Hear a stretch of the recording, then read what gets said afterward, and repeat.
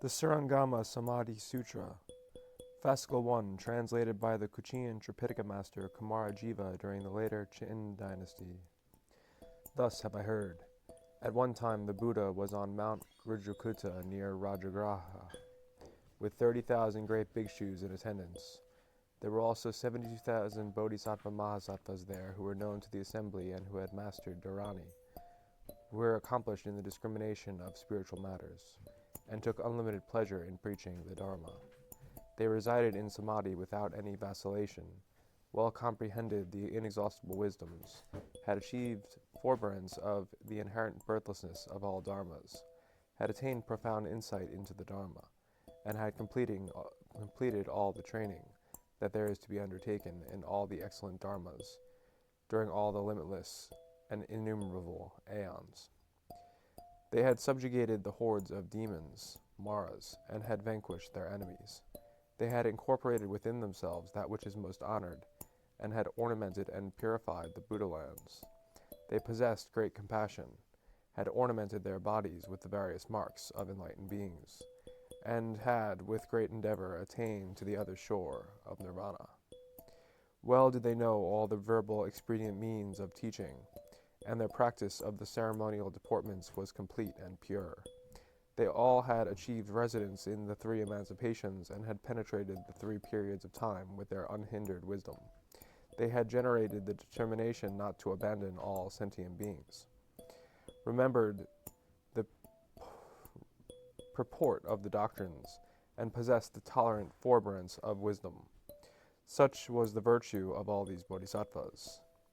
Their names were turns the wheel of the Dharma without regressing bodhisattva, generating the intention to achieve enlightenment that constitutes turning the wheel of the Dharma bodhisattva, turns the wheel of the Dharma without hindrance bodhisattva, purity that transcends defilement bodhisattva, obstructions eradicated bodhisattva, manifests pure deportment and perceives all with loving joy bodhisattva, mind of a wondrous and dignified king bodhisattva, does not delude all sentient beings bodhisattva, mind like an ocean of unlimited merit bodhisattva, senses always composed and not disordered bodhisattva, true sound bodhisattva, praised by all the gods bodhisattva, autonomous king of Dharani bodhisattva, ornamented with discernment bodhisattva, the Dharma prince Manjushri bodhisattva, Maitreya bodhisattva, king of Mount Sumeru bodhisattva, pure mind of the ocean of virtues and treasured dignity bodhisattva,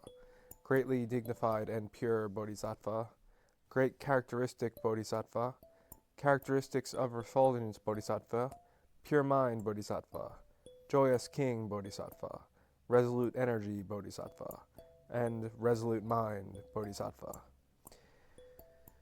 There were 72,000 such bodhisattva mahasattvas, plus all the Indra gods, Brahma gods, and world-protecting heavenly kings of the great Kilakasm, as well as gods, dragons, yakshas, gandharvas, asuras, garudas, kimnaras, and maharagas, both human and non-human beings. All those who were recognized by the congregation, who had planted many types of good roots, and who took joy in the Mahayana, had come to the assembly. At that time, while in the great assembly, Resolute Mind Bodhisattva had the following thought. I should now ask the Tathagata about the Dharma. By such inquiries will I protect the seed of the Buddha, the seed of the Dharma, and the seed of the Sangha. By rendering the palaces of the demons invisible, and subjugating all those with great arrogance, those who have not yet planted the good roots for spiritual growth, will be made to do so now. Those who have planted good roots will have them made to grow. Anyone who has not yet generated the intention to achieve unsurpassable and perfect enlightenment on behalf of all sentient beings, bodhicitta, will be induced to do so now. Those who have already generated this intention should not be allowed to regress. Those who have not regressed should be made to attain rapidly the unsurpassable and perfect enlightenment. Those who presume to possess some degree of attainment, and who are mired or reside in ascriptive views, should all generate an attitude of detachment from such views. Those who take pleasure in the lesser Dharma, the Hinayana, should be not made to doubt the great Dharma, the Mahayana. Those who take pleasure in the great Dharma should be inspired to generate joy. After thinking thus, resolute mind Bodhisattva arose from his seat, arranged his robe over his right shoulder, and touched his right knee to the ground. Holding his palms together in the Anjali Mudra, he addressed the Buddha as follows. O world-honored one, I would like to ask a few questions regarding the Tathagata's teaching. I beseech you to hear my inquiries. The Buddha told resolute mind, I will answer your questions in a way that will give you joy in the Dharma. Resolute mind Bodhisattva then said to the Buddha, O world-honored one, is there a samadhi that can cause bodhisattvas to achieve unsurpassable and perfect enlightenment rapidly, that allows one to see the Buddhas face to face, that allows one to illuminate all the 10 directions with great brilliance, that gives one an autonomous mastery of wisdom, hui, by which the demons may be destroyed, and that allows one to achieve an autonomous mastery of wisdom, chi, to attain spontaneous wisdom, su shan chi, and to attain birthless wisdom, which cannot be attained from any other source. Its uninterruptible power of discernment should allow one to achieve the bases of supernormal power and limitless rebirths. Those who would take pleasure in being Sravakas, Hinayanists, will be shown the vehicle of the Sravaka. Those who would take pleasure in being Pratyekabuddhas will be shown the vehicle of the Pratyekabuddha, and those who would take pleasure in the great vehicle will be shown the Mahayana.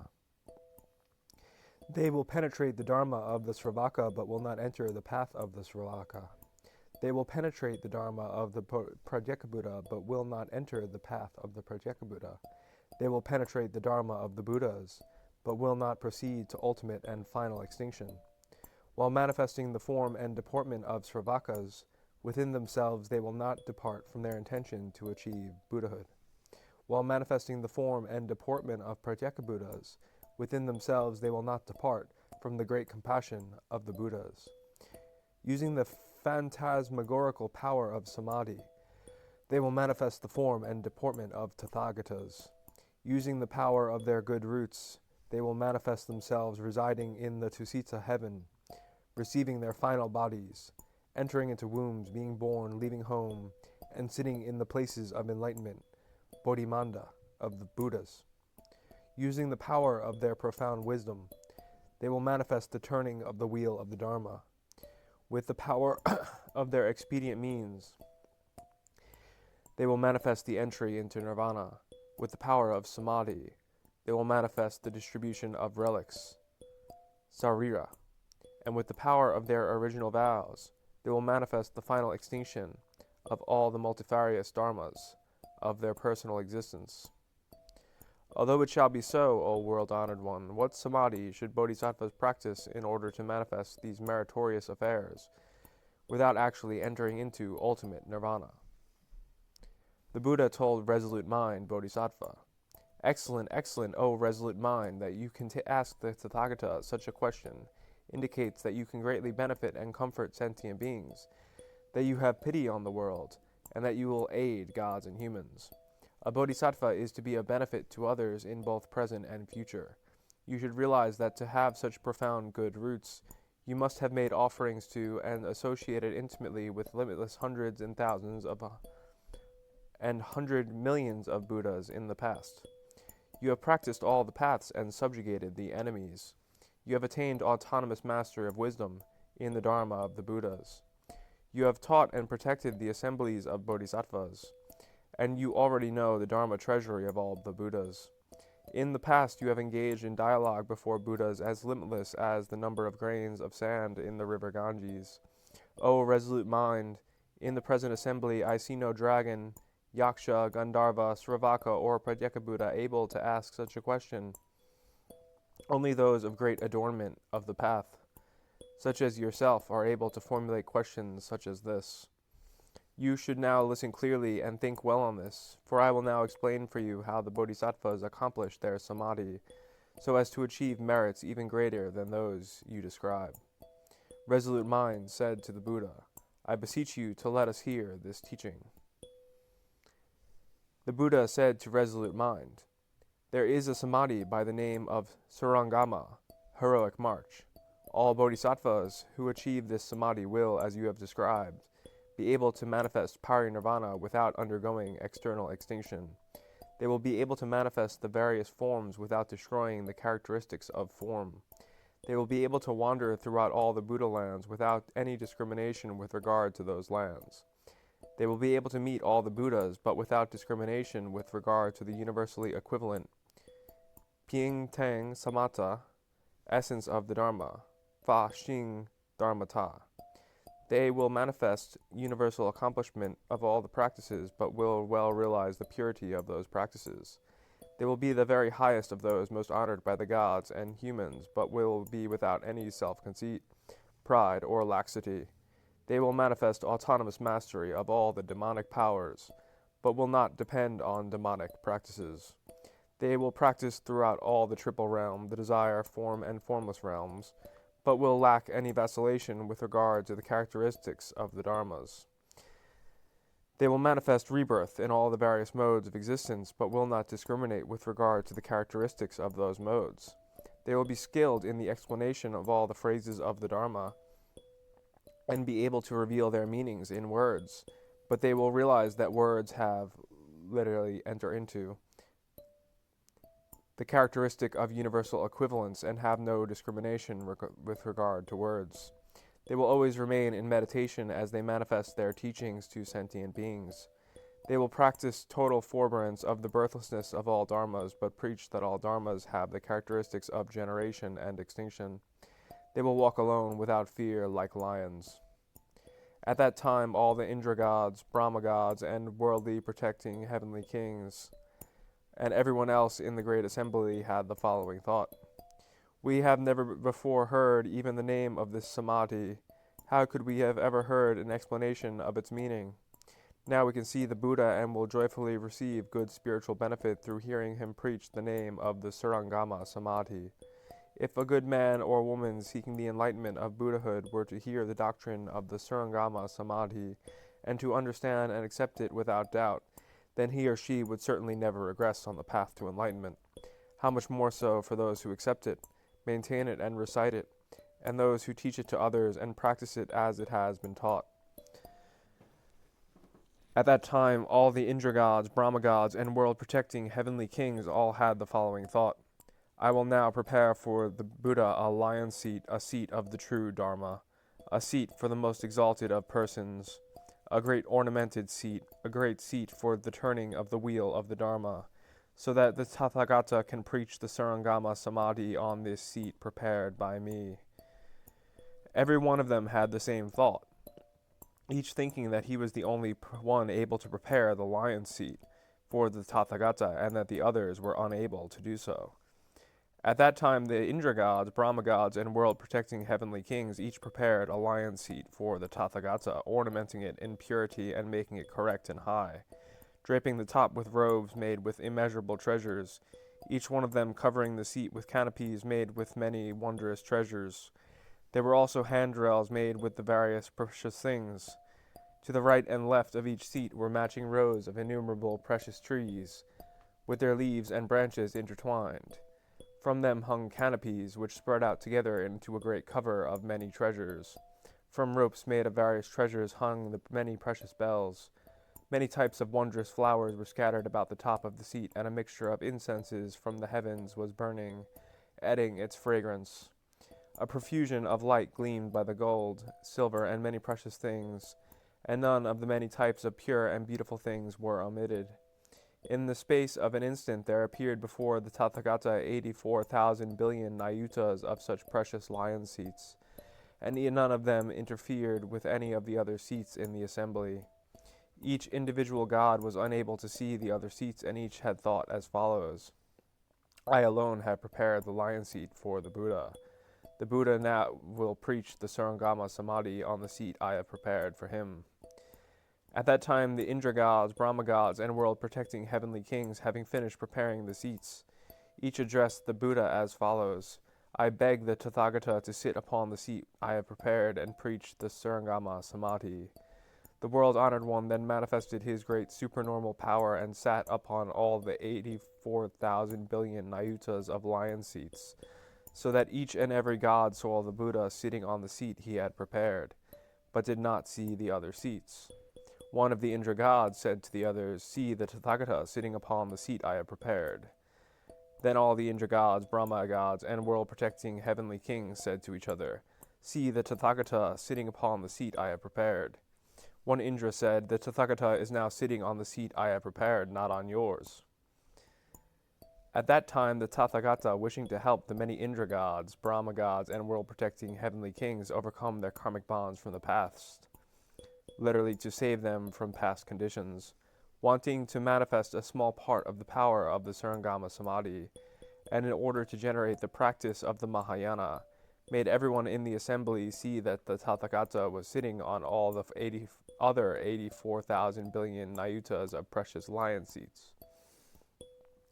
Everyone in the assembly experienced such great joy as they have never felt before, and they all arose from their seats, put their hands together, and worshipped the Buddha, saying, "Excellent, O world-honored one! Your supernormal abilities are immeasurable. You have allowed the many gods to fulfill their desires." Seeing the Buddha's divine power, the gods who had prepared the seats for the Tathagata all generated the aspiration to achieve unsurpassable and perfect enlightenment on behalf of all sentient beings.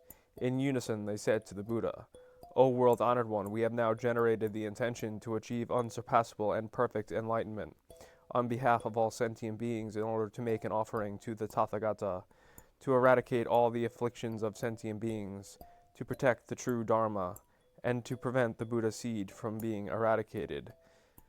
We wish to be able to exercise such supernormal powers of a Buddha in the future, to be able to perform transformations such as the Tathagata has done now." The Buddha then praised those gods, saying, "Excellent, excellent.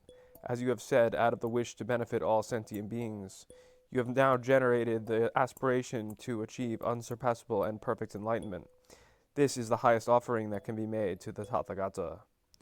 At that time there was a Brahma king within the assembly named Equivalent Practice, who addressed the Buddha, saying, "O world-honored one, which Tathagata is the real one, the one on the seat I have prepared, or one on another seat?"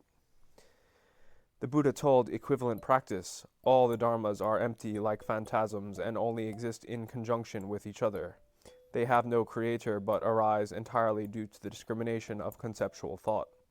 Because there is no master of consciousness, the myriad dharmas appear according to one's thoughts. All the Tathagatas are real. What is real? All these Tathagatas are fundamentally not born, and so they are real. All these Tathagatas will not cease to exist in the future, and so they are real. These Tathagatas are not collocations of the four elements, and so they are real. Nor are they collocations of the skandhas, ayatanas, and dhatus, and so they are real. There are no differentiations of first, middle, and last between these Tathagatas, and so they are real. O Brahma King, these Tathagatas are without differentiation. Why, the form, skandhas, of these Tathagatas are such-like, and hence they are equivalent. Their feelings, perceptions, impulses, and consciousness, skandhas, of these Tathagatas are such-like, and hence they are equivalent. Because of these reasons they are equivalent. The pasts of these Tathagatas are such-like, and hence they are equivalent.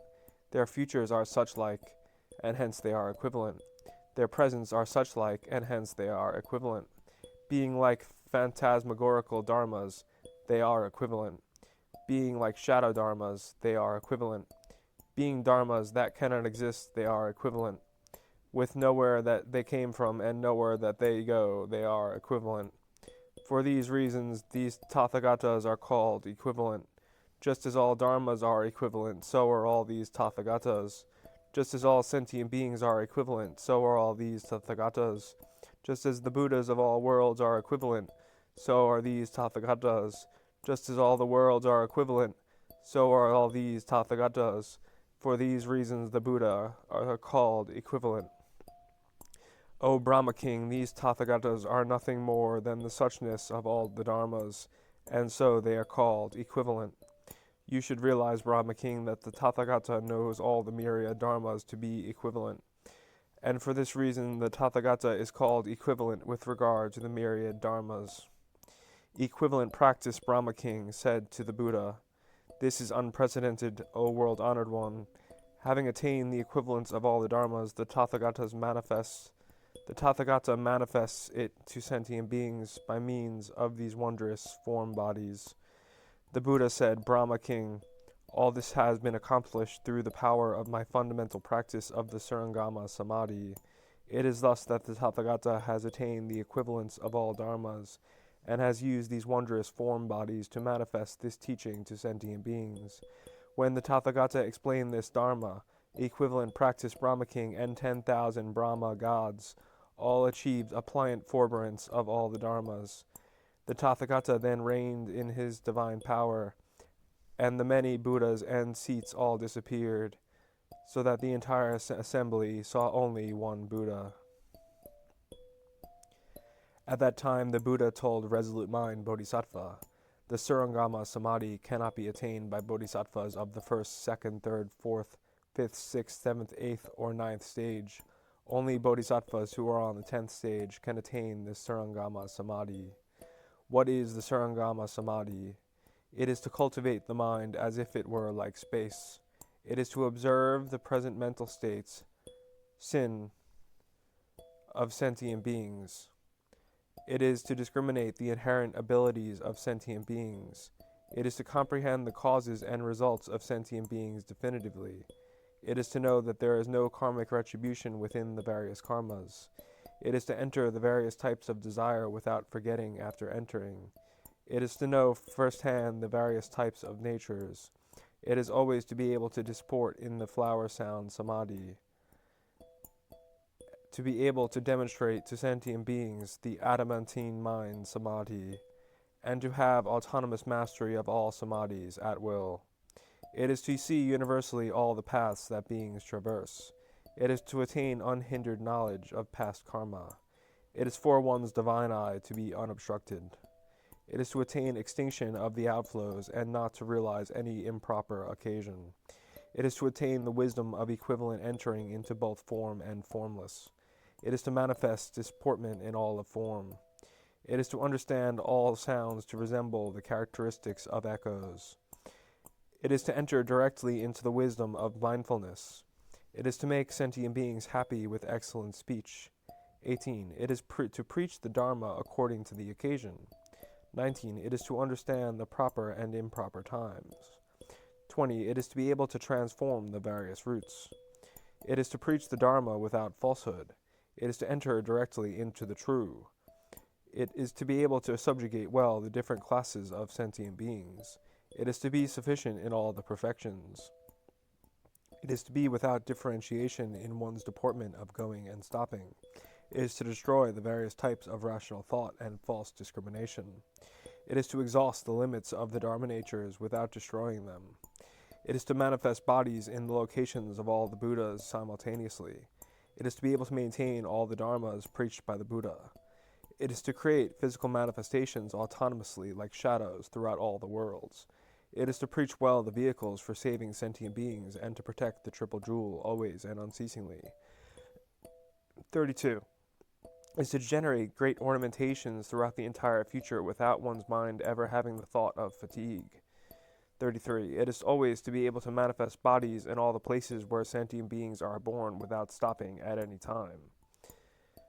34. It is to manifest activities wherever one is born. It is to be able to fulfill well the roles of sentient beings. It is to be able to understand all sentient beings well. It is for the teachings of the two Hinayana vehicles to be immeasurable. It is to be able well and completely to know the myriad sounds. It is to be able to cause all the myriad dharmas to flourish brightly. It is to be able to make one aeon be immeasurable aeons. It is to be able to make immeasurable aeons to be a single aeon. It is to be able to cause a single country to enter into an immeasurable number of countries. It is to be able to cause an immeasurable number of countries to enter into a single country. It is for limitless Buddha realms to enter into a single pore. It is to manifest the entrance of all sentient beings into a single body. It is to comprehend that the various Buddha lands are the same, like space. It is for one's body to be able to pervade throughout the remainderless Buddha lands. It is to cause all bodies to enter into the Dharma natures and to cause there to be no bodies at all. It is to penetrate the characterlessness of all the Dharma natures. 50. It is to be able to comprehend all the expedient means well. 51. It is to be able to penetrate all the Dharma natures with the one sound of the teaching. 52. It is to be able to expound on a single phrase of the Dharma for a countless number of immeasurable aeons. 53. It is to contemplate well the differences among all the teachings. 54. It is to preach the Dharma knowing well the occurrence of agreement and difference and the need for abbreviation and dilation. 55. It is to know well how to pass beyond all the demonic ways. 56. It is to issue forth the refulgence of the great wisdom of expedient means. 57. It is to have wisdom as the primary characteristic of one's actions of body, speech, and mind. 58. It is to have supernormal powers always immediately available without intentionally practicing them.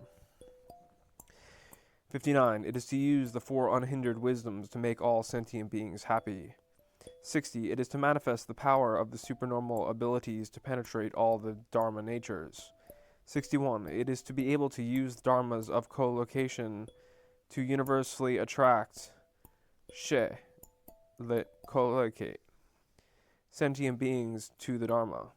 It is to understand the languages of sentient beings in all the various worlds. It is to have no doubts with regard to the phantasmagorical dharmas. It is to be able to maintain autonomous freedom of action throughout all the places of birth or generation. It is to be without want for anything one needs. It is to manifest oneself to all sentient beings autonomously. 67. It is to understand both good and evil to be identical to the fields of blessing. 68. It is to attain entry into all the secret dharmas of the Bodhisattvas. 69. It is always to issue forth a brilliant illumination throughout the remainderless worlds. 70. It is for one's wisdom to be immeasurably profound. 71. It is for one's mind to be like earth, water, fire, and wind. 72. It is to turn the wheel of the Dharma using the words and phrases of all the individual Dharmas. 73. It is to be at the stage of a Tathagata without obstruction. 74. It is to attain spontaneously the forbearance of the birthlessness of all Dharmas. 75. It is to attain the real mind, which cannot be defiled by the impurities of the various afflictions. 76. It is to be able to cause all water to enter into a single pore without interfering with the nature of the water itself. 77. It is to cultivate and accumulate the immeasurable, blessed, and meritorious good roots. 78. It is to know well all the expedient means for the transference of religious merit to others. 79. It is to be able to perform transformations well and to undertake universally all the practices of a bodhisattva. 80. It is to have peace in one's mind about all the dharmas of the Buddha. 81. It is to have already transcended the body generated from one's own karma. 82. It is to be able to enter into the secret dharma stores of the Buddhas. 83. It is to manifest disporting at will in the various desires. 84. It is to hear immeasurable dharmas and to maintain them sufficiently. 85. It is to seek all the dharmas without any feeling of satiation. 86. It is to be in accord with worldly conventions without being defiled thereby. 87. It is to preach the dharma for people for immeasurable aeons, such that they all think the time passed as if it were the interval from morning to the noon meal. It is to manifest various types of illness, lameness, deafness, blindness, and dumbness in order to save sentient beings. 89. It is to have 100,000 invisible Vajra warriors always serving and protecting one. It is to be able to contemplate naturally the enlightenment of the Buddhas. 91. It is to be able to manifest in a single moment of thought a lifespan of immeasurable countless aeons. 92. It is to manifest all the elements of deportment within the two Hinayana vehicles without internally dispensing with the practices of a bodhisattva. 93. It is for one's mind to be well, serene, empty, and without characteristics. 94. It is to manifest pleasure in the various amusements, without internally dispensing with the samadhi of the remembrance of the Buddha, Nyenfo San Me. It is to be able to create innumerable sentient beings that they may be seen, heard, or touched without disappearing. It is to manifest the achievement of enlightenment of Buddhahood in every moment of thought, and to cause the enlightenment of emancipation in the teaching that proceeds from this basis. It is to manifest entering a womb and becoming born. It is to leave home and achieve the enlightenment of Buddhahood. 99. It is to turn the wheel of the Dharma. 100. It is to enter parinirvana without ever achieving extinction. Resolute mind, thus does the Surangama Samadhi have the immeasurable ability to manifest all the supernormal powers of the Buddha, so that innumerable sentient beings may attain benefit thereby. Resolute mind, the Surangama Samadhi cannot be understood by means of a single affair, a single condition, or a single meaning. All the meditations, emancipations, samadhis, autonomous supernormal powers, and unhindered wisdoms are all contained within the Surangama Samadhi. It is likened to the currents from the mountains and springs and rivers, which all enter the ocean. Thus are the Bodhisattvas' meditations all contained within the Surangama Samadhi. It is likened to the great valor of the wheel-turning Sage King, which induces all the 4 types of soldiers to follow him.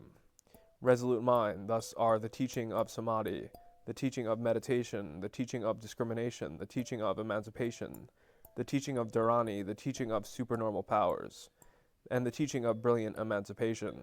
All these teachings are contained within the Surangama Samadhi. Hence, when a bodhisattva practices the Surangama Samadhi, he practices all the samadhis. Resolute mind, it is likened to the 7 treasures of the wheel-turning Sage King, which follow him wherever he goes. Thus, O resolute mind, do all the dharmas that contribute to enlightenment follow the Surangama Samadhi. It is for this reason that this samadhi is called Surangama, heroic march. The Buddha told resolute mind, when a bodhisattva resides in the Surangama Samadhi, he practices charity without having to seek for wealth to donate others. All the treasures, food and drink, clothing, elephants and horses, and chariots within the great oceans, the heavens and the realm of mankind within the great Chikilakasm, all these objects are automatically given. All this is the achievement of the fundamental merit of the Surangama Samadhi. How much more so with the accomplishment performed at will through the divine power of this Samadhi. This is said to be the fundamental fruit of the perfection of charity of the Bodhisattva residing in the Surangama Samadhi. The Buddha told resolute mind, when a bodhisattva resides in the Surangama Samadhi, he is immovable in the precepts without having taken the precepts again.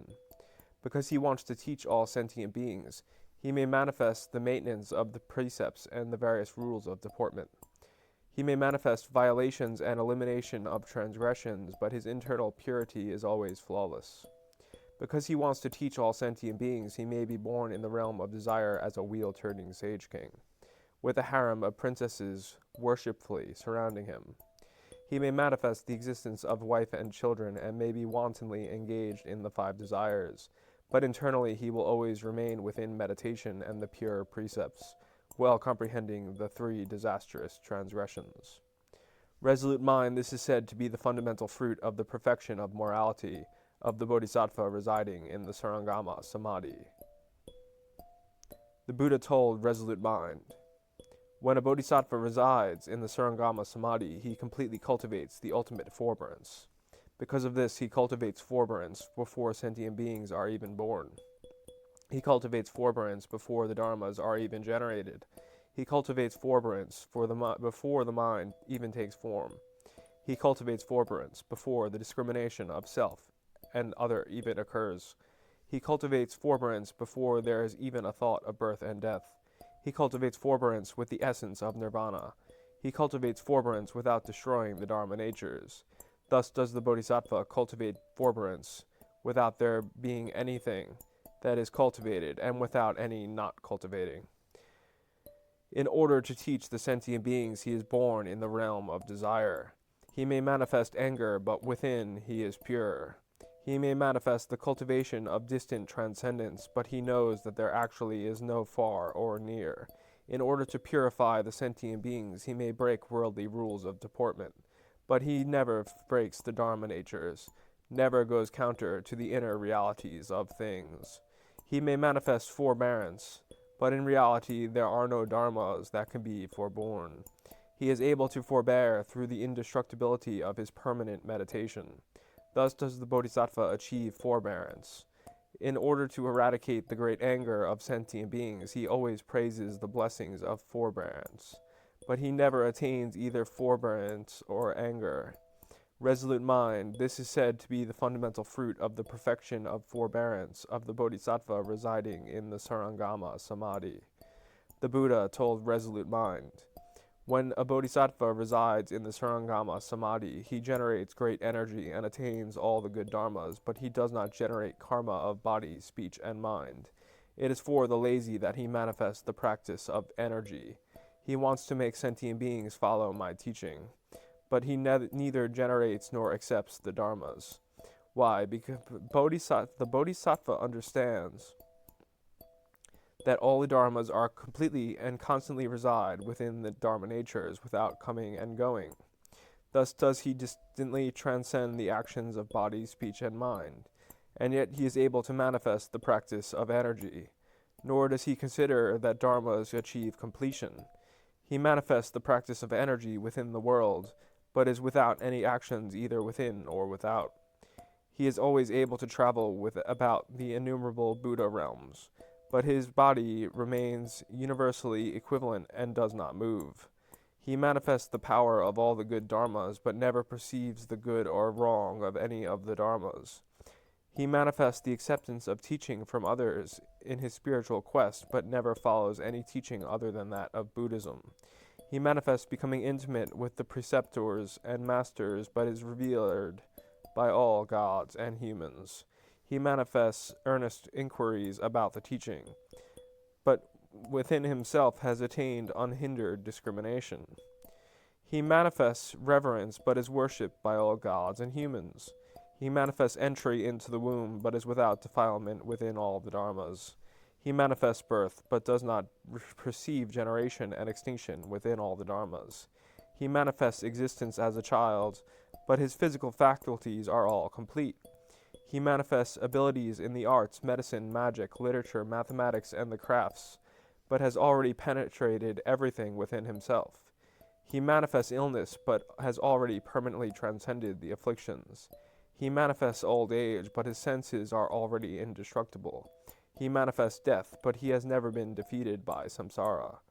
Resolute mind, this is said to be the fundamental fruit of the perfection of energy of the Bodhisattva residing in the Surangama Samadhi.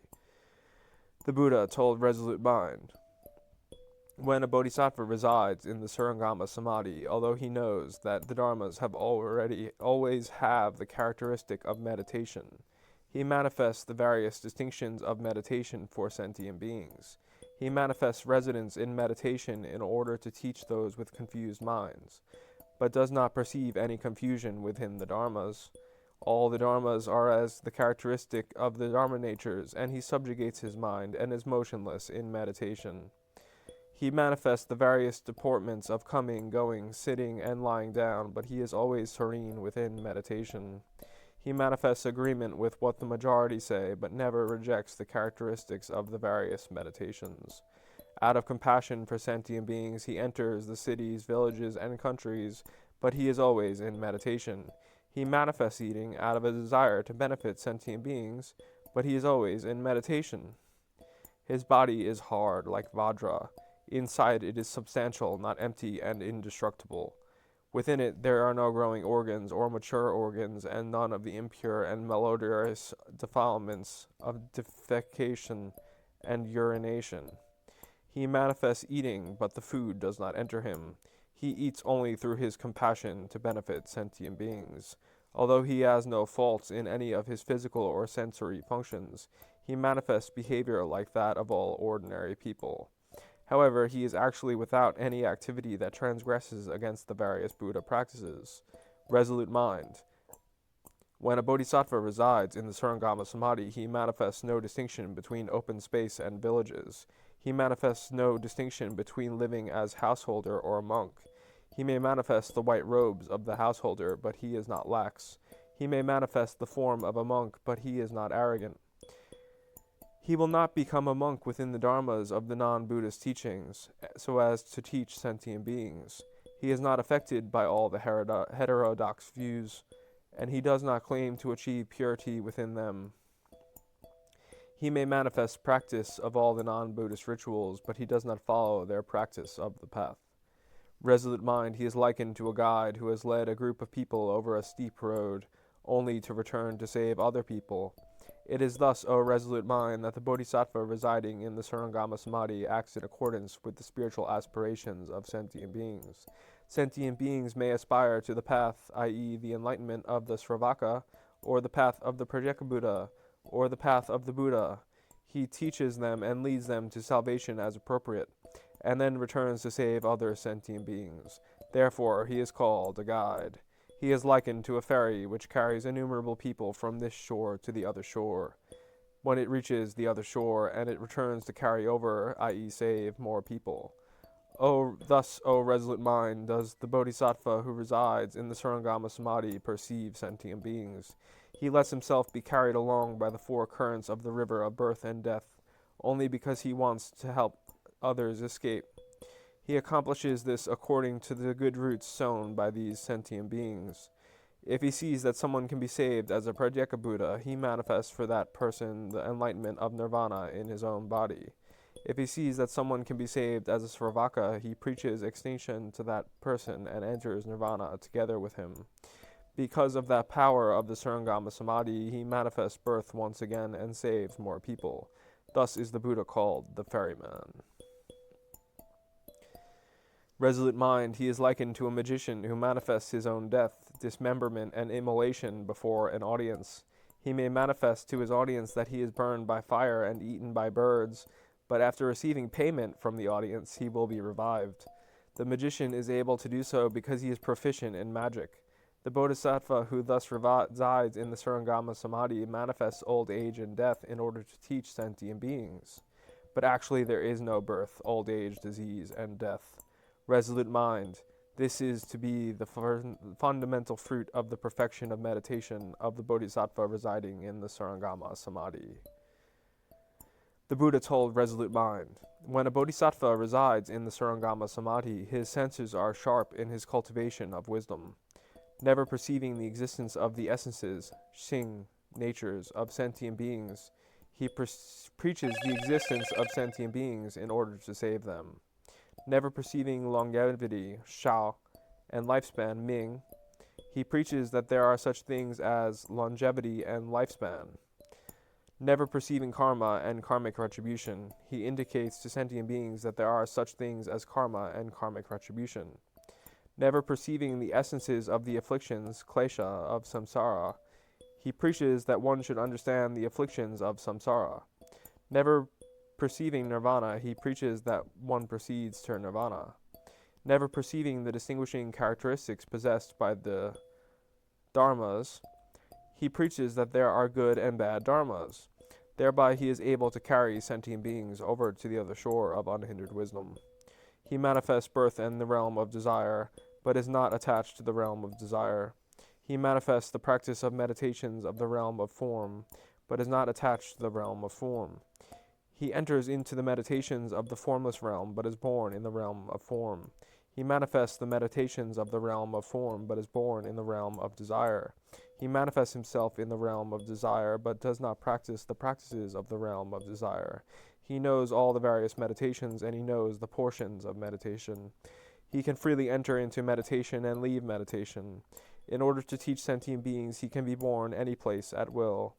He is always able to accomplish the profound and wondrous wisdom, and to eradicate all the various activities, xing, samskara, of sentient beings. In order to teach the sentient beings, he manifests the occurrence of activities, but he is actually without activity with regard to the various dharmas. He has completely gone beyond all the various activities, and has long since eradicated the illusions of self and personal possession, although he manifests the receipt of the various things that are required. When a bodhisattva accomplishes wisdom such as this, everything that he does derives from that wisdom and is never defiled by the results of karma. In order to teach sentient beings, he manifests being deaf and dumb, but subtle, pure sounds actually occur within him. He comprehends the spoken word, the scriptures, and mathematics, and he does not have to stop to consider what dharma to preach on any given occasion. Wherever he goes, audiences always consider his preaching wonderful, and he can always make his listeners be joyful and attain resolute faith. He preaches the Dharma as the occasion arises, and the wisdom of this bodhisattva does not decrease. Resolute mind, he is likened to men and women who are either large or small, who carry vessels to a place where there is water, which may be a spring, a lake, a river, or the ocean. They fill the vessels large and small and return, but the various bodies of water do not decrease. Thus, O resolute mind, does the bodhisattva who resides in the Surangama Samadhi appear to audiences anywhere, whether of kshatriyas or brahmins, whether lay people, monks, or gods. He appears to all these various congregations without any mental effort, and he is able to make them all joyous through his good words. He preaches the Dharma wherever it is appropriate to do so, but his wisdom is never lessened. Resolute mind, this is said to be the fundamental fruit of the perfection of wisdom of the Bodhisattva residing in the Surangama Samadhi. The Buddha told Resolute Mind, when a Bodhisattva resides in the Surangama Samadhi, those sentient beings who see him all attain emancipation. Those who hear his name, see his ritual deportment, hear him preach the Dharma, or see him in silence, all these attain emancipation. Resolute Mind, he is likened to the great medicine tree king named Joyous Vision. All those who see him are healed of illnesses. Thus it is, Resolute Mind, with the Bodhisattva who resides in the Surangama Samadhi. The illnesses of greed, anger, and stupidity of any sentient being who sees him will be eradicated. It is like the great medicine king named Eradication. If this medicine is painted on one's drums during wartime, the sound of the drum will pull the arrow, sword, or lance out and eliminate the poison from any injuries suffered from the arrows, and the like. Thus it is, Resolute Mind, with the Bodhisattva who resides in the Surangama Samadhi. The arrows of greed, anger, and stupidity will naturally come out of those who hear his name, and the poison of wrong views will be completely eliminated, so that all the afflictions will operate no more. Resolute Mind, he is likened to the medicine tree named Sufficient. If a person uses its root, his illness will be healed. His illness will be healed by the stems, knots, core, bark, twigs, leaves, flowers, or fruit, which may be fresh, dried, or ground. Any form may be used to heal the illnesses of sentient beings. The Bodhisattva who resides in the Surangama Samadhi is also like this. There is no time at which he does not benefit sentient beings. He is always able to eliminate all the afflictions. While preaching the Dharma, he concurrently practices the four embrasures, she, charity, loving speech, beneficial action, and homologous behavior, and the various perfections so that sentient beings attain emancipation. Whether a person makes offerings or not, and whether there is benefit to him or not, the Bodhisattva always uses the advantages of the Dharma so that the person will attain peace. And when he dies and his body is eaten, whether by animals with 2 legs or 4, or by birds, or by humans or non-humans, due to the power of the Bodhisattva's perceptual vows.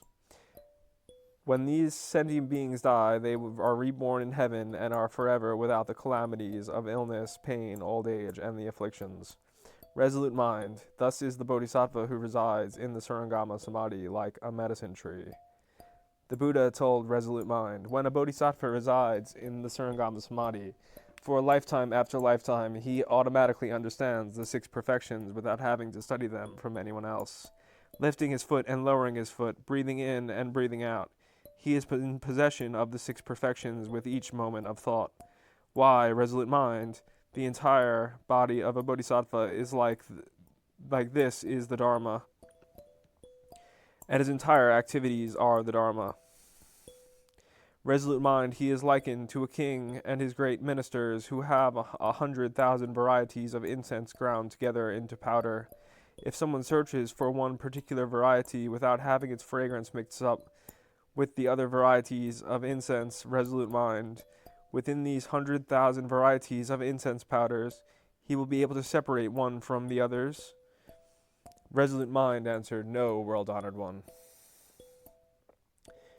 The Buddha continued, Resolute Mind, since the Bodhisattva has perfumed his body and mind with all the perfections, he always generates the 6 perfections in every moment of thought. Resolute Mind, how can the Bodhisattva generate the 6 perfections in every moment of thought? Resolute Mind, the Bodhisattva has complete equanimity and is without attachment. This is the perfection of charity, dana. His mind is well serene and ultimately without any wrong. This is the perfection of morality, siya. He understands that the mind exhausts all characteristics and exists unharmed within the realm of sensory data. This is the perfection of patience, shanti. He strives in contemplation and selects advantageous states of mind, but understands that the mind transcends characteristics. This is the perfection of energy, virya. He is ultimately well serene and has controlled his mind. This is the perfection of meditation, dharana. Dhyana. He contemplates the mind and understands the mind, penetrating the characteristics of the mind. This is the perfection of wisdom, prajna, resolute mind. A bodhisattva who resides in the Surangama Samadhi possesses the 6 perfections in every moment of thought, as given in this teaching. At this time, Resolute Mind Bodhisattva addressed the Buddha, saying, Never before, O world-honored one, have I heard such a teaching. The activities of a bodhisattva who has achieved the Surangama Samadhi are inconceivable. World-honored one, if the bodhisattvas wish to practice the practice of the Buddhas, they should study this Surangama Samadhi. Why? World-honored one, such bodhisattvas manifest the practice of all the various activities of ordinary people, but in their minds they are without greed, anger, and stupidity. At that time, there was a great Brahma king named Creating Sympathy within the audience. He addressed the Buddha, saying, World-honored one, if a bodhisattva wishes to practice all the activities of ordinary people, he should study the Surangama Samadhi. Why? Such a bodhisattva manifests the practice of all the various activities of ordinary people, but in his mind he is without activities of greed, anger, and stupidity. The Buddha said, Excellent, excellent, Creating Sympathy. It is as you have said. If a bodhisattva wishes to practice all the activities of ordinary people, he should study the Surangama Samadhi because he will not think about all that it has to be learned. Resolute Mind Bodhisattva said to the Buddha, World-honored one, if a bodhisattva wishes to study the Surangama Samadhi, what should he study? The Buddha told Resolute Mind, It is likened to the study of archery, in which one first shoots at a large target. When one can hit the large target, one shoots at a small target. When one can hit the small target, one shoots at the bullseye. When one can hit the bullseye, one shoots at an arrow shaft. When one can hit the shaft, one shoots at a bundle of 100 hairs. When one can hit the 100 hairs, one shoots at a bundle of 10 hairs. When one can hit the 10 hairs, one shoots at a single hair. When one can hit the single hair, one shoots at 100th of a hair. When one can hit 100th of a hair, he may be called a good archer. He can shoot unerringly and at will. Such a person can shoot without mental effort, with complete accuracy, on the basis of a sound heard in the dark of the night, or if a non-human or human incautiously strikes at him. Thus, Resolute Mind, should the bodhisattva who wishes to study the Surangama Samadhi first study the mind of ecstasy. After studying the mind of ecstasy, he should study the profound mind. After studying the profound mind, he should study great sympathy. After studying great sympathy, he should study great compassion. After studying great compassion, he should study the 4 pure practices, Brahma Viraha, which are sympathy, compassion, joy, and equanimity. After studying the 4 pure practices, he should study the 5 highest penetrations, the divine eye, the divine ear, clairvoyance, knowledge of others' past lives, and knowledge of anything at will, which have the highest benefit, always maintaining his mastery of them. When he has studied the penetrations, he can then accomplish the 6 perfections. When he has accomplished the 6 perfections, he will be able to penetrate expedient means. When he has penetrated expedient means, he will be able to reside in the 3rd pliant forbearance. When he can reside in the 3rd pliant forbearance, he will attain the forbearance of the birthlessness of the Dharmas. When he has attained the forbearance of the birthlessness of the Dharmas, the Buddhas will confer the prediction of enlightenment on him. When the Buddhas have conferred the prediction of enlightenment on him, he will be able to enter the 8th Bodhisattva stage. When he has entered the 8th Bodhisattva stage, he will attain the Samadhi of presence before the Buddhas. When he has attained the Samadhi of presence before the Buddhas, he will never be without a vision of the Buddhas. When he is never without a vision of the Buddhas, he will be able to fulfill all the causes and conditions of the Buddha Dharma. When he can fulfill all the causes and conditions of the Buddha Dharma, he will be able to activate the merit of ornamenting the Buddha lands. When he can activate the merit of ornamenting the Buddha lands, he will be provided with a house and family into which to be born. When he is provided with a house and family into which to be born, he will enter a womb and be born. When he enters a womb and is born, he has fulfilled the 10th Bodhisattva stage. When he has fulfilled the 10th stage, he will then attain a title for his career as a Buddha. When he attains a title for his career as a Buddha, he will attain all the Bodhisattva Samadhis. After he has attained all the Bodhisattva Samadhis, he will be able to attain the Surangama Samadhi. When he has attained the Surangama Samadhi, he will be able to perform the affairs of a Buddha on behalf of sentient beings, but he will not dispense with the practices of the Bodhisattva. Resolute mind, if a Bodhisattva studies the Dharmas like this, then he will attain the Surangama Samadhi. Once a Bodhisattva has attained the Surangama Samadhi, he has nothing more to study in all the Dharmas. Why? Because he has already well studied in all the Dharmas. It is likened to being able to hit a portion of a hare in archery, after which there is nothing more to be studied. Why is this? Because he has already studied everything. Thus it is, resolute mind, with the Bodhisattva who resides in the Surangama Samadhi.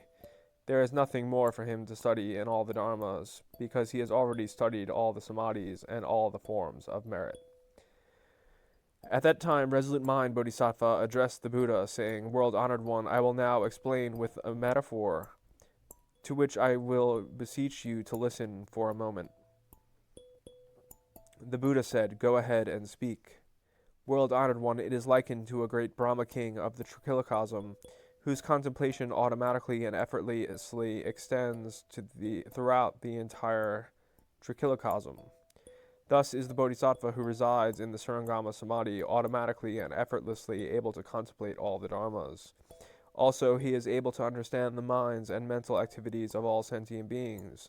The Buddha told resolute mind, It is as you have spoken.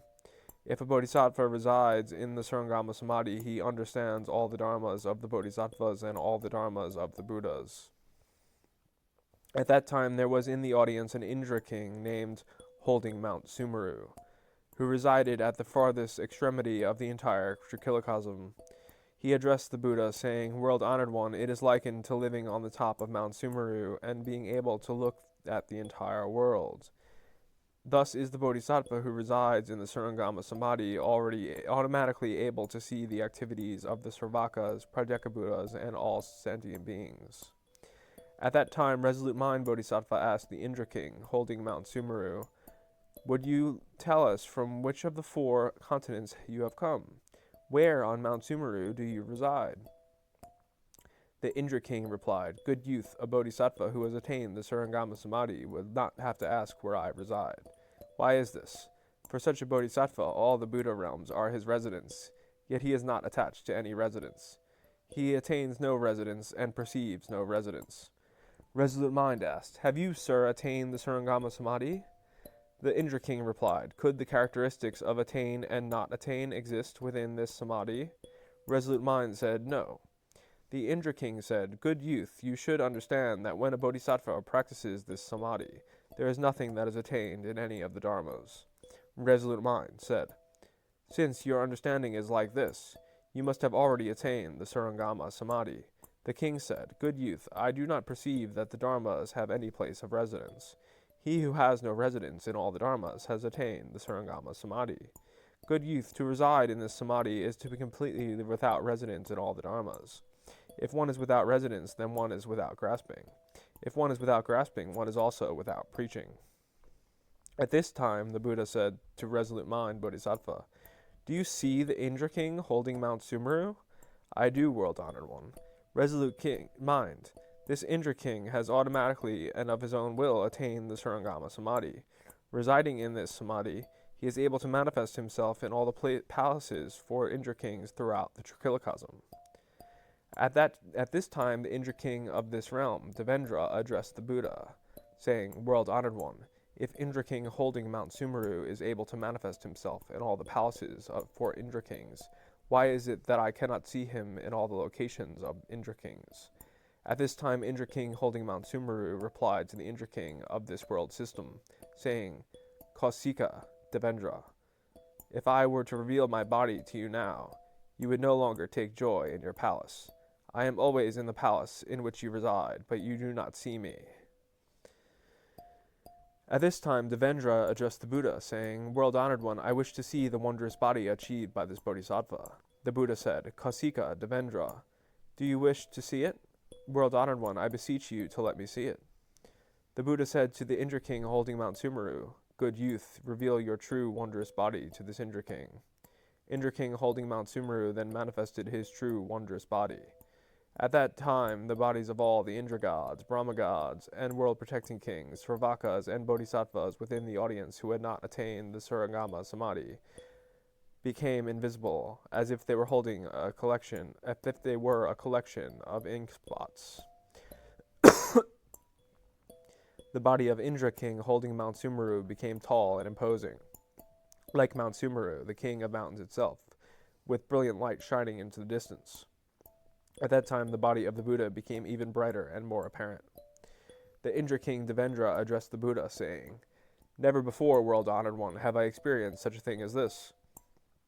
The body of the Bodhisattva is unmatchably pure and wondrous, and the bodies of all the Indra gods, Brahma gods, and world-protecting kings have all become invisible, like a collection of ink spots. World-honored one, when I, in the Hall of Good Wonders, atop Mount Sumeru, put on the Sakrabilagna Mani pearl necklace, and the brilliance of it is such that the bodies of the entire assembly of gods became invisible. But I have now become invisible through the brilliant light of this bodhisattva, and there is also no light from the precious necklace I am wearing. The Buddha told the Indra king, Devendra, Kausika, even if your entire Trichilakasam were filled with Sakrabilinga money pearls, and brightening, shining money pearls of all the gods, they would render the Sakrabilinga pearls invisible. Kausika, even if the entire Trichilakasam were filled with the brightly shining money pearls of all the gods, there is yet a bright adamantine money pearl that can render all the pearls invisible. Kausika, even if the entire Trichilakasam were filled with bright adamantine mani pearls, there is yet a mani pearl embodying all the brilliances that can render the other pearls invisible. Kausika, do you see the mani pearl embodying all the brilliances worn by this king? Devendra replied, I see it, world-honored one, but the brilliance of this pearl is so intense my eyes cannot stand it.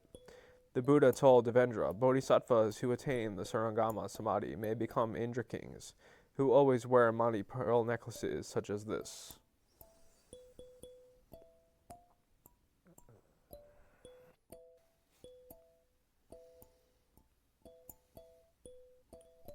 At this time, the Indra king Devendra addressed the Buddha, saying, World-honored one, will those who have not generated the attention to achieve unsurpassable and perfect enlightenment on behalf of all sentient beings attain a pure and wondrous body such as this? Also, can one lose this Surangama Samadhi after once attaining it?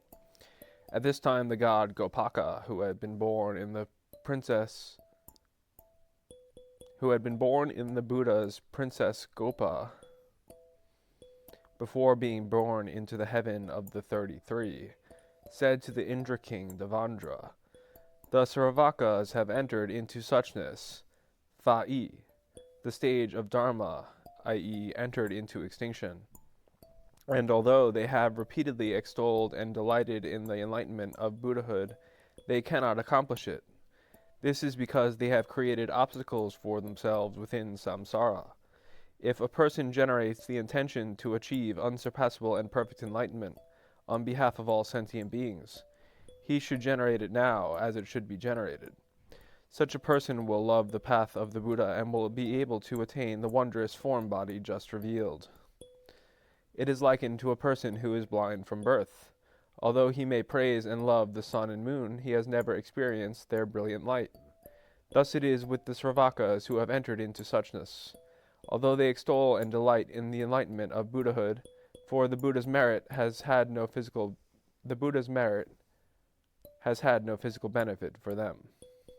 For this reason, those of great wisdom who wish to attain this wondrous body should generate the Buddha's unsurpassable intention to achieve enlightenment.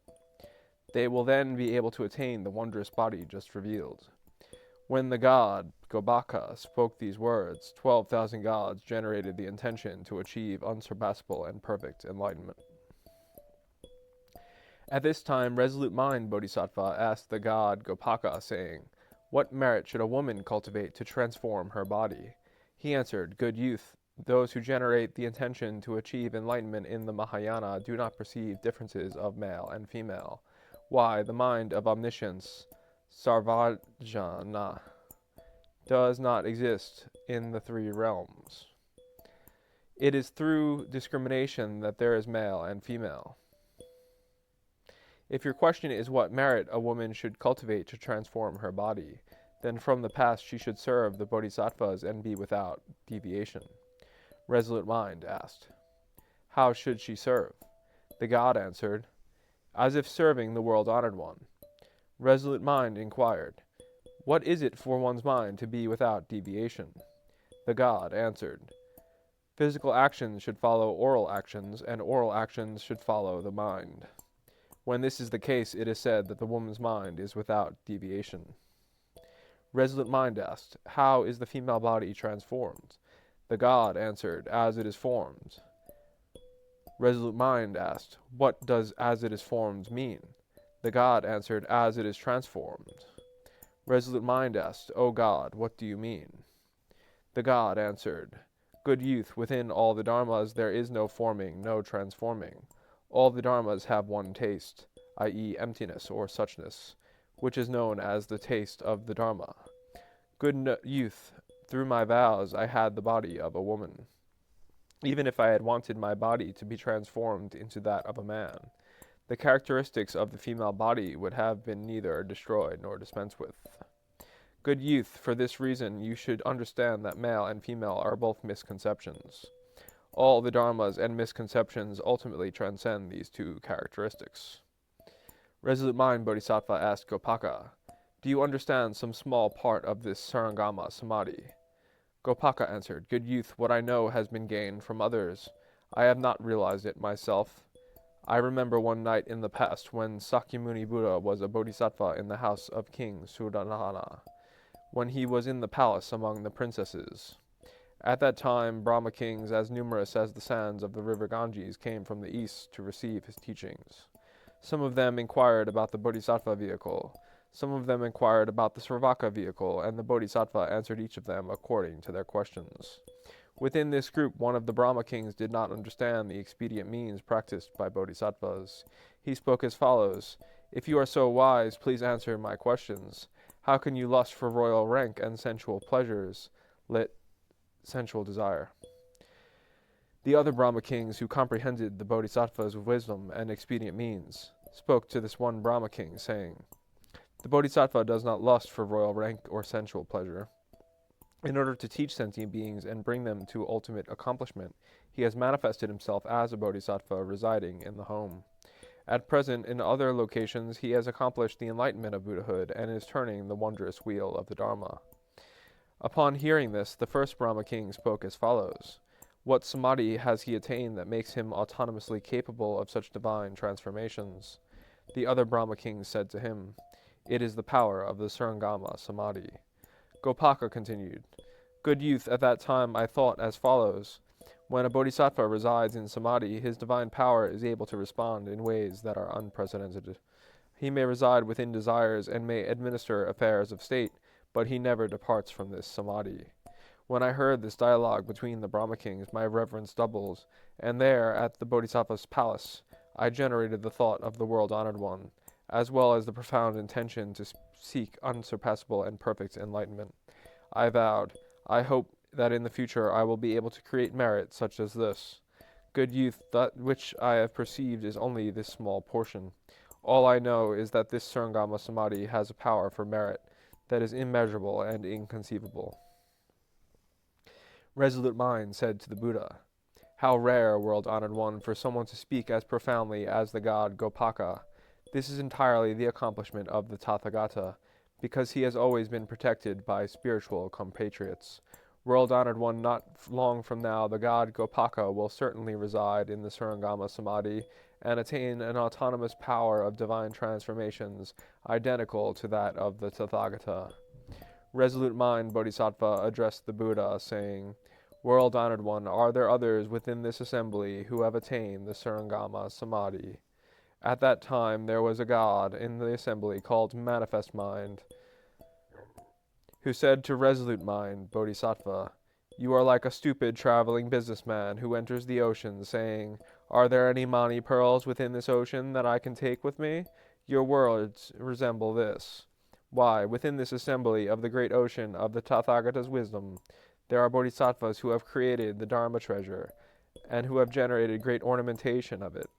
And yet you sit here and ask such a question as, 'Are there others within this assembly who have attained the Surangama Samadhi?'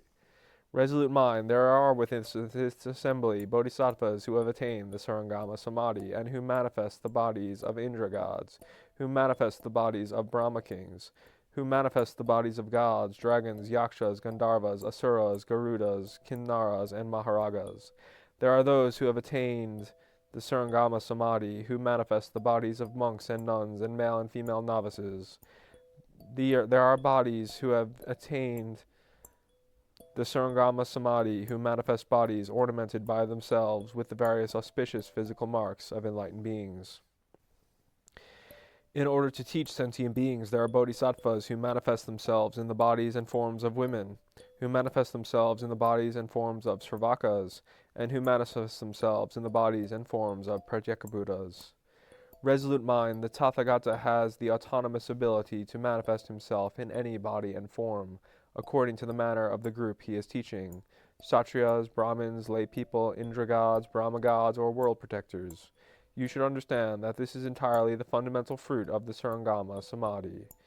Resolute Mind, when you see that the Tathagata is preaching the Dharma somewhere, you should understand that there are innumerable bodhisattvas there, whose great wisdom automatically generates great ornamentation, who operates autonomously within all the Dharmas, and who accompany the Tathagata whenever he returns the wheel of the Dharma. Resolute Mind Bodhisattva addressed the Buddha, saying, "World-honored one, I now suggest that this God, Manifest Mind, has attained the Surangama Samadhi, since his wisdom discriminates without hindrance, and his supernormal abilities are such-like." The Buddha said, "Resolute Mind, it is as you have said. This God, Manifest Mind, resides in the Surangama Samadhi. He is able to preach thus because he has penetrated this Samadhi." At that time the Buddha said to the God, Manifest Mind, "You may now manifest a small portion of the fundamentals of the Surangama Samadhi." The God, Manifest Mind, said to Resolute Mind, "Do you wish to see a small portion of the power of the Surangama Samadhi?" Resolute Mind answered, "O God, I would like to see it." Since the God, Manifest Mind, had well attained the power of the Surangama Samadhi, he manifested transformations so that everyone in the assembly was adorned with the 32 marks of wheel-turning sage kings, each with attendants carrying the 7 precious things. The God asked, "What do you see?" Resolute Mind replied, "I see that everyone in the assembly is adorned with the physical marks of wheel-turning sage kings, each with attendants carrying the 7 precious things." At that time the God manifested everyone in the assembly as Indra kings within Kausika's palaces of the 33, where 100,000 goddesses danced around them for their pleasure. Then again, using his divine power, they made everyone in the assembly take on the physical characteristics and deportment of Brahma kings, residing in Brahma palaces, and practicing the 4 unlimited states, i.e. the Brahma Viragas. He asked Resolute Mind once again, "What do you see?" Resolute Mind answered, "O God, I see everyone in the assembly in the form of Brahma kings." Then the God manifested his divine power once again, making everyone in the assembly take on the physical appearance of the Mahakasyapa, holding his robe and bowl, entering into various meditations, and practicing the 8 emancipations, without any manifestation differing from others in appearance. He again manifested his divine power, making everyone in the assembly take on the physical characteristics and deportment of the Buddha Sakyamuni, each surrounded by monks and attendants. He asked again, "Resolute mind, what do you see?" Resolute mind answered, "O God, I see everyone in the assembly has taken on the physical characteristics and deportment of the Buddha Sakyamuni, each surrounded by monks and attendants." The God, manifest mind, said to resolute mind, "Such is the inherent power of the Surangama Samadhi."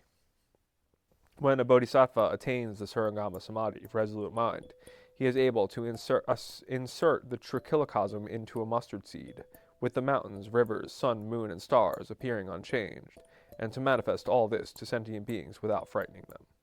Resolute mind, such is the inconceivable power of the Surangama Samadhi. At that time, the great disciples, along with the gods, dragons, yakshas, gandharvas, Indra gods, Brahma gods, and world-protecting kings, all addressed the Buddha in unison, saying, "World-honored one, the merit of him who attains the Surangama Samadhi is inconceivable. Why, such a person achieves the ultimate enlightenment of Buddhahood and accomplishes the various brilliances, Ming, Vidya, of wisdom, and supernormal powers. While sitting here today, we have seen this assembly in various physical forms and several different transformations, and after consideration, we suggest that those who have not heard of the Surangama Samadhi must be understood as being controlled by Mara. On the other hand, you must understand that those who have heard of the Surangama Samadhi are protected by the Buddhas. How much more so those who hear it and are able to practice it as preached. World-honored one, if a bodhisattva wants to penetrate the Dharma of the Buddha and reach the other shore of nirvana, he should single-mindedly listen to this teaching of the Surangama Samadhi, and he should remember it, recite it, and preach it to others. World-honored one, if a bodhisattva wishes to manifest all the physical forms and deportments, he should comprehensively understand all the activities, shing, samskara, of the minds, and the mental attributes of sentient beings. Also, if he wants to understand comprehensively how to apply medicine to all the illnesses of sentient beings, he should listen well to the Dharma treasure of this Samadhi, then remember and recite it. World-honored one should realize that if a person attains this Surangama Samadhi, he will enter into the realm of the Buddhas with wisdom autonomous. The Buddha said, "It is so, it is so, it is as you have spoken. He who has not attained the Surangama Samadhi cannot be called a bodhisattva of profound practice." The Tathagata would not describe such a person as sufficient in charity, morality, forbearance, energy, meditation, and wisdom. For this reason, if all of you wish to practice all the paths, you should study this Surangama Samadhi. You should not think about all the teachings to be learned. At this time, resolute mind, Bodhisattva, asked the God, manifest mind, saying, "If a bodhisattva wishes to attain this Samadhi, what dharmas should he cultivate?" The God replied, "If a bodhisattva wishes to attain this Samadhi, he should cultivate the dharmas of ordinary people. If he perceives the dharmas of ordinary people, the dharmas of the Buddhas will neither be conjoined nor dispersed. This is called cultivation of the Surangama Samadhi." Resolute mind asked, "What conjoining and dispersing are there in the dharmas of the Buddha?" The God answered, "Conjoining and dispersing do not exist even in the dharmas of ordinary people, much less in the dharmas of the Buddha." Resolute mind asked, "What is cultivation?" The God answered, "To be able to penetrate the fact that there is no difference between the dharmas of ordinary people and the dharmas of the Buddha is called cultivation. But in fact, there is neither conjoining nor dispersing in these dharmas. Good youth, this is because there is no characteristic of birthlessness in all the collocations of dharmas. Because there is no characteristic of disintegration in all the collocations of dharmas, because all collocations of dharmas have the characteristic of emptiness, and because there is no characteristic of acceptance in all collocations of dharmas." Resolute mind, Bodhisattva, asked again, "To what location does the Surangama Samadhi extend?" The God answered, "The Surangama Samadhi extends to the mental activities, shin, of all sentient beings, but it does not depend on the characteristic of grasping those mental activities. It extends to all places of birth, but it is not defiled by those places of birth. It extends to the locations of the Buddhas in all the worlds, but it does not discriminate the Buddha's extraordinary physical characteristics. It extends to all sounds and speech, but it does not discriminate the characteristics of words. It can reveal all the dharmas of the Buddha, but it does not extend to absolutely all locations. Good youth, if you ask to what locations this samadhi extends, the answer is that this samadhi extends to wherever the Buddha goes. Resolute Mind asked, to what locations does the Buddha go? The god answered, since the Buddha is such-like, his going is without going. Resolute Mind asked again, does the Buddha not go into nirvana? The god answered, all the dharmas are ultimately nirvana.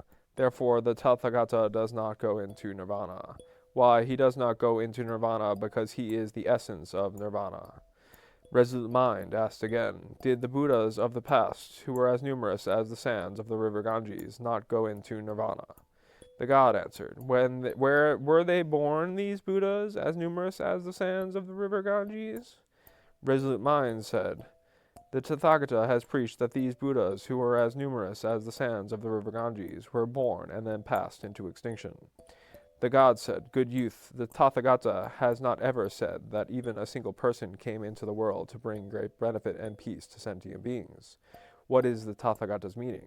Has the Tathagata definitively attained a realization that sentient beings have birth and extinction? Resolute Mind answered, saying, O God, the Tathagata has not attained birth and extinction in the dharmas. The god said, good youth, you should understand that although the Tathagata preaches that the Buddhas appear in the world, the characteristics of the Tathagata are in reality without birth. Although he preaches that the Buddhas proceed to nirvana, the characteristics of the Tathagata are really without extinction.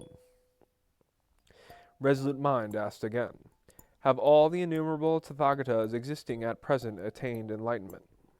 The god answered, the Tathagatas, the characteristics of whom are without birth and without extinction, have thus attained enlightenment. Good youth, there is no distinction as to whether the Buddhas have come into the world or whether they have entered nirvana. Why? The Tathagatas have penetrated the truth that all the dharmas have the characteristic of extinction. Thus are they called Buddhas. Resolute Mind asked another question. If all the dharmas are ultimately extinguished, how can the characteristic of nirvana be penetrated? The god answered, if all the dharmas are ultimately extinguished, this is identical to the characteristic of nirvana, and likewise with the penetration of that characteristic. Good youth, the Tathagatas do not come into the world on the basis of birth, residing, and extinction. The absence of birth, residing, and extinction is called coming into the world of the Buddhas. Resolute Mind asked, is it because you reside in the Surangama Samadhi that you are able to preach this way? The god answered, good youth, what do you think? When the Tathagata transforms himself into a human, in what dharmas does he reside while preaching? The Resolute Mind answered, saying, he is able to preach by utilizing his divine power as a Buddha. The god asked again, in what location does the Buddha reside when he transforms himself into a human? Resolute Mind answered, the Buddha transforms himself into a human while residing in the non-dual supernormal powers. The god said, just as the Tathagata resides in the non-residing dharmas while he transforms himself into a human, so does the human thus transformed also reside in the non-residing dharmas while preaching. Resolute Mind said, if there is no place of residing, how can there be preaching? The god said, just as there is no place of residing, so it is with preaching. Resolute Mind asked again, how can a bodhisattva be sufficient in the discriminative ability to preach pleasantly? The god answered, the bodhisattva uses neither the characteristic of self, nor the characteristic of other, nor the characteristic of dharma, yet there is preaching. This is called being sufficient in the discriminative ability of joyous preaching. In accordance with such preaching of the dharma, neither the characteristics of words nor the characteristics of the dharma are extinguished. If one thus preaches without using dualities, this is called being sufficient in the discriminative ability of joyous preaching. Also, good youth, if the bodhisattva does not dispense with the phantasmagorical characteristics of the dharmas, and does not reject the characteristics of echoes among the sounds, this is called being sufficient in the discriminative ability for joyous preaching.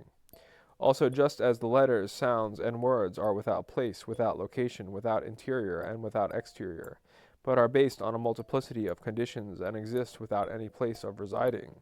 So in truth are all the dharmas, which are without place, without location, without interior, without exterior, and without any place of residing. The dharmas are without past, future, and present.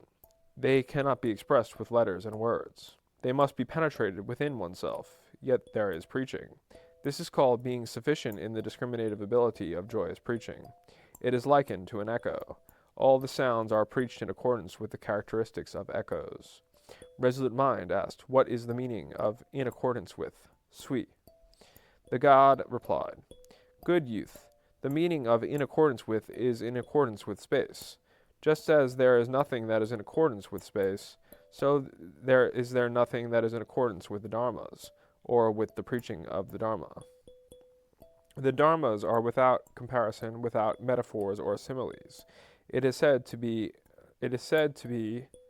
in accordance with, in order that there may appear to be the attainment of realization." At this time, the world-honored one praised the God, saying, "Excellent, excellent, it is as you have preached. Bodhisattvas should not become afraid regarding this. Why, if there were being in accordance with, there would be no attainment of unsurpassable and perfect enlightenment." Resolute Mind, Bodhisattva, addressed the Buddha, saying, "World-honored one, from which Buddha land did the God Manifest Mind come?" The God said, "Why do you ask?" Resolute Mind answered, "I would like to do reverence in the direction of that land, since it is the location in which this Bodhisattva wanders and resides." The God answered, "One who attains this Surangama Samadhi will be perfectly reverenced by all the gods and people of all the worlds." At this time the Buddha told Resolute Mind, Bodhisattva, "The God, Manifest Mind, has come here from the wondrous joy world of Aksobhya Buddha. There he does always preach the Surangama Samadhi. Resolute Mind, all the Buddhas never fail to preach the Surangama Samadhi. Resolute Mind, this God, Manifest Mind, will achieve the enlightenment of Buddhahood in this Saha world. He wishes to eradicate the 5 tainted wrongs prevalent in this world, to teach sentient beings in the pure Buddha land, and he has come here in order to increase his practice of the Surangama Samadhi." Resolute Mind said to the Buddha, "When will this God achieve the enlightenment of Buddhahood in this world? What will be his title? And what will be the name of his world?" The Buddha said, "After the extinction of 1,000 Buddhas during this good aeon, 62 aeons will pass without a Buddha. There will only be 100,000, 10,000, 100,000,000 Pratyeka Buddhas during this time.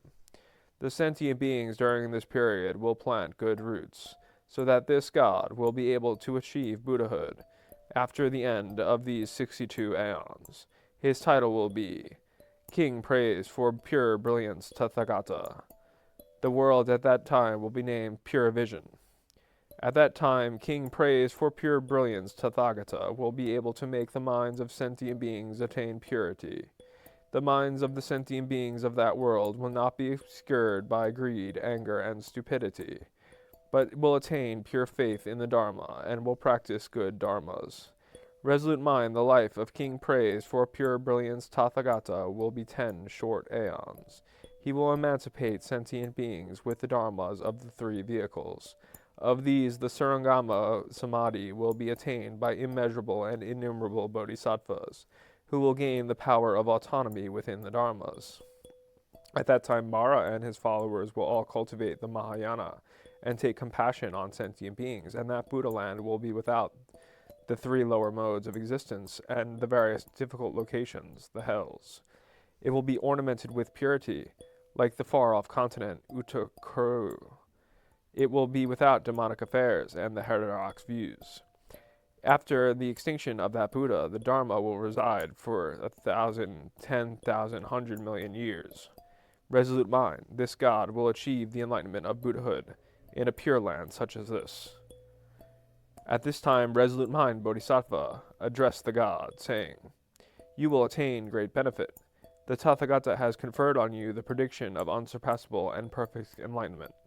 The God replied, "Good youth, to be without anything that is attained in all the dharmas is called great advantage.